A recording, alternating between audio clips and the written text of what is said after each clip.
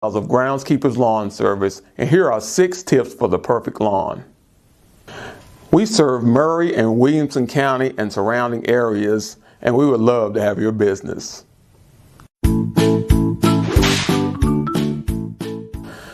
Tip number 1 is climate. Different types of grass are subjective to their climate. There are 2 types of climate. There's warm climate and there's cool climate. Likewise, there are 2 categories of grass. There is the warm climate grass and there's cool climate grass. Here in the Middle Tennessee area, we have very cool winters and very warm summers. So we are a transitional climate. Which brings us to tip 2, types of grass.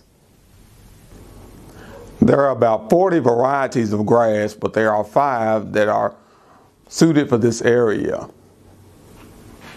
The first we'll talk about is ryegrass.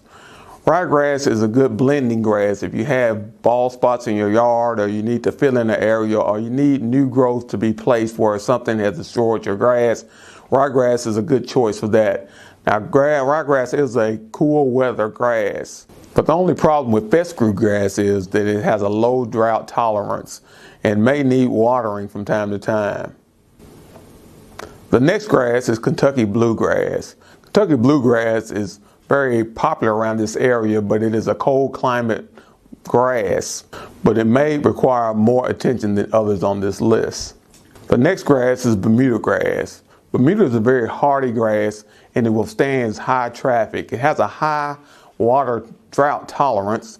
Bermuda grass is a very dominant grass and has a tendency to overtake any other grasses in your lawn. But the plus side of that is it's able to take over weeds as well. It will smother out weeds. It has a very high drought tolerance. It doesn't need a lot of water and is very good for this area. The next grass is Zoysia grass. Zoysia grass came to the United States about 1911, coming from Asia, but it has a lot of the similarities of Bermuda grass. It's very good for this area because it withstands high traffic. It also is a high tolerance for drought, and it's very low maintenance. And like Bermuda grass, it has a tendency to take over wherever it's planted. So therefore, it's good for destroying weeds and for making a green plush lawn. Now, the most popular grass in this area is the tall fescue. You'll see the tall fescue in a lot of sports fields and a lot of people's yards because it's very high drought tolerance.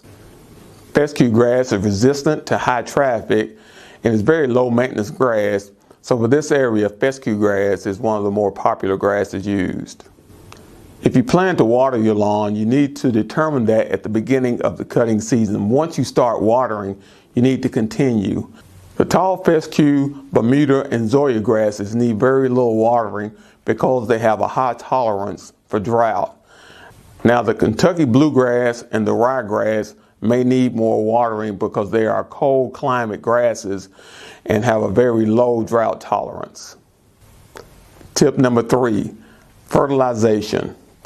If you choose to fertilize your grass, the best time to fertilize is in the fall.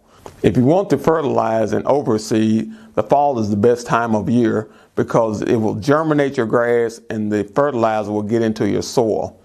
Now, you can fertilize again in the springtime as well, but if you choose to fertilize, choose a fertilizer that will cause your grass to flourish. A good general fertilizer is the 15-15 fertilizer. It kind of covers all the bases and will cause your grass to grow very strong and very healthily. If you choose to take a soil sample, you can take it to your local co-op and they will tell you what fertilizer will be best for your grass. Nitrogen is very important to grass growth. Nitrogen, phosphorus, and potassium are the 3 main ingredients in fertilizer. And depending on your grass needs, they can be found in different quantities in different fertilizers. Tip number 4, weeds and the controlling of them. To stay ahead of your weed problem, you should apply a weeding feed to your lawn. The best time to put out your weeding feed is in the early spring. The weeding feed contains fertilizer as well as weed killer. This will fertilize your grass, giving it strong roots and at the same time, kill any weeds that might try to come up around your grass. If your weeds persist after applying weeding feed, wait till late May, early June and apply once again, because the more weeds you have, the more infertile your soil. If you have 50% weeds and 50% grass, you may consider reseeding your lawn. If your grass is taller and more dominant than your weeds, then your grass will smother out your weeds. But if your weeds are dominant, it could damage your lawn. Tip 5, proper mowing. When mowing your lawn, you should keep in mind that your grass grows as tall beneath the soil as it does above the soil. So it's important to let your grass grow taller so that your root system can be strong. Cutting your grass every 7 days is better than cutting it every 14.